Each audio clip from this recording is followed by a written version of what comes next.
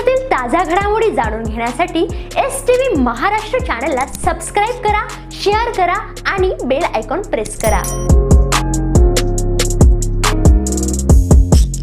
धुळे जिल्ह्यातील शिरपूर तालुक्यामध्ये दुपारी 1 वाजेच्या सुमारास अचानक झालेल्या वादळी वाऱ्यासह पावसानं हजेरी लावली। त्यामुळे शहरासह ग्रामीण भागातील शेतकऱ्यांची एकच तारांबळ उडाली।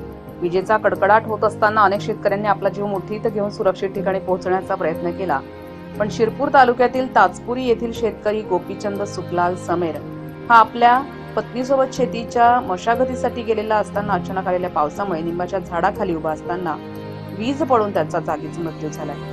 तर वाडी येथील बकरा पंडित धनगर यांची बैलजोडी शेताच्या बांधावर झाडाला बांधलेली होती। त्या बैलजोडीवर वीज पडल्यानं या शेतकऱ्याचं लाखो रुपयांचं नुकसान झालं। तालुक्यात अशा 2 ठिकाणी वीज पडल्यामुळे तालुक्यातील शेतकऱ्यांचं लाखो रुपयांचं नुकसान झालं। येथील पोलीस पाटील दीपक वसंतराव सनेर आज आमच्या गावात सकाळी अचानक आकाशात ढग जमा झाले आणि विजांच्या कडकडासहित पावसाला सुरुवात झाली। या अवस्थेत आमच्या गावातील शेतकरी अल्पभूधारक शेतकरी गोपीचंद सुखलाल सनेर हे वय अंदाजे 50 वर्षाच्या जवळपास असेल।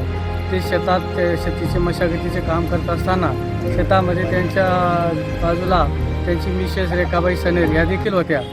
बारीक पाऊस सुरुवात झाली असताना ते निंबाच्या झाडाजवळ काम करत होते।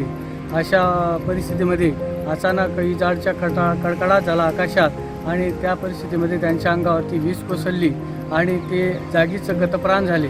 तर अल्पभूधारक शेतकरी असल्यामुळे त्यांच्यावरती जो प्रसंग आला त्याच्या पश्चात त्यांच्या मुलं पत्नी यांना कुठल्याही प्रकारचा आधार नाही आणि अशा परिस्थितीमध्ये शासनाने त्यांची दखल घेऊन या शेतकऱ्याच्या परिवारात काहीतरी अर्थसहाय्य द्यावं, आर्थिक मदत द्यावी अशी आमच्या संपूर्ण ग्रामस्थांच्या वतीने शासनाला विनंती आहे आणि ती शासनाने जरूर दखल घ्यावी अशी अपेक्षा करतो। STV Maharashtra news Shirpur.